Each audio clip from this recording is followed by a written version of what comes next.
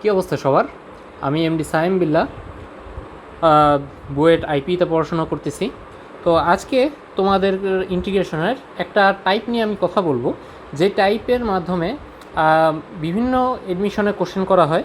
তো চলো আমরা টাইপটা দেখি। এই টাইপ থেকে বুয়েটে একটা কোশ্চেন আসছে, তো বুঝতেই পারতেছো এই জিনিসটা আসলে কতটা ইম্পর্টেন্ট। তো টাইপটা আগে আমরা একটু টাইপগুলো দেখার চেষ্টা করি। তো এই ম্যাথটা আমার কাছে থাক।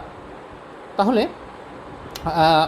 আমার টাইপটি কি, সেটা হলো যদি আমি দেখি যে integration of DX divided by A plus B sine X sine square X DX, অথবা যদি দেখো ইন্টিগ্রেশন অফ ডিএক্স বা A plus B cos square X D, তারপর যদি দেখো সরি এখানে ডিএক্স হবে না, তারপর যদি দেখো ইন্টিগ্রেশন অফ ডিএক্স নিচে আছে A sine square X plus B cos square X, এভাবে থাকতে পারে।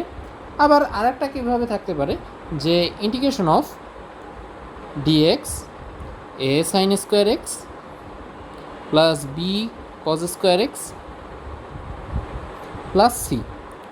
ওকে, তো এইগুলোর মধ্যে নিচে একটা কমন প্যাটার্ন দেখতে পাচ্ছ যে নিচে আসলে সাইন স্কোয়ার আছে বা কজ স্কোয়ার আছে। হ্যাঁ, তাহলে আমি এই টাইপটায় কী করতে পারি? এই টাইপটায় আমি উভয় পক্ষে আসলে কজ স্কোয়ার এক্স দ্বারা ভাগ করব। কি করব? কজ স্কোয়ার এক্স দ্বারা ভাগ করব, তাহলেই আমি এটার ইন্টিগ্রেশন খুব সহজে করতে পারি। ওকে, কজ স্কোয়ার এক্স দ্বারা ভাগ করব। তো চলো আমরা একটু বুয়েটের ম্যাথটার দিকে একটু লক্ষ্য করি। তো এখানে কি বলছে আমার আসলে, যে আমার লিমিট দেওয়া আছে 0 to π/4, উপরে দেওয়া আছে sine 2x dx sine to the power 4x plus cos to the power 4x। আচ্ছা, তো ভাই এর আগের যে টাইপগুলো দেখাইলেন এটার সাথে তো এটার মিল নেই, মিল আছে।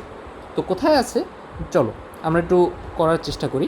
তো এইখানে আমি কি বলছিলাম যে কজ স্কোয়ার এক্স দ্বারা ভাগ করব, কিন্তু আমি এখানে দেখতে পাচ্ছি যে কস টু দি পাওয়ার 4x আছে আর sign to the power 4x আছে, তাই তো? তাহলে এটা নিশ্চয়ই আমাকে কস টু দি পাওয়ার 4 দ্বারা ভাগ করতে হবে। আর উপরে কি আছে? সাইন এক্স সাইন 2x, তো এটাকে নিশ্চয়ই আমি ভাঙতে পারি। তো চলো আমরা একটু ট্রাই করি। 0 to π/4, এখানে যদি আমি উপরেরটাকে যদি ভাঙি তাহলে কি আসে? 2 sine x cos x divided by নিচে কি দ্বারা ভাগ করবো বলছিলাম? কস to the power 4x, cos to the power 4x। ওকে, আচ্ছা, তাহলে নিচে আমার কি থাকলো? এখানে 10 টু দি পাওয়ার 4x, আমার কি থাকে? Sine to the power 4x by cos to the power 4x কী করলে কি হয়? 10 টু দি পাওয়ার 4x অবশ্যই। তো প্লাস আমি কি দেবো? কস 1, তাই তো? আর এই পাশে ডিএক্স। ঠিক আছে, এখন দেখো যে এইখানে ইন্টিগ্রেশন অফ 0 to π/4, এখানে 10 two the power 4x plus 1, আর এখানে কি আসে দেখো 2 থাকলো। আমার একটা কজ আমি সাইন এক্সকে দিয়ে দিলাম, তাইলে হয়ে যায় 10x। আর এই একটা কজ এক্স এইখানে একটা কজ এক্সে কেটে দিবে, তো কস কিউব এক্স থাকলো, আর একটা তো ওই 10-এর সাথে চলে গেল, তো থাকলো কি 1/cos cube x, sorry cause square x. তাহলে এখানে কি থাকলো? সেক স্কোয়ার এক্স ডিএক্স, তাই তো? তো চলো এবার আমরা ধরে নিই, ইন্টিগ্রেশনে ম্যাথ করার সময় আমরা কি করতাম? ধরে নিতাম। তো চলো আমরা একটু ধরে নিই 0 to π, আচ্ছা ধরে নিই। তাহলে ধরো 10x ইজ ইকুয়াল টু কী আসে? তুমি 10 স্কোয়ার এক্স সমানই ধরতে পারো। তো চলো 10 স্কোয়ার এক্স সমান ধরি। 10 স্কোয়ার এক্স সমান যদি আমি জেড ধরি তাহলে কি আসে?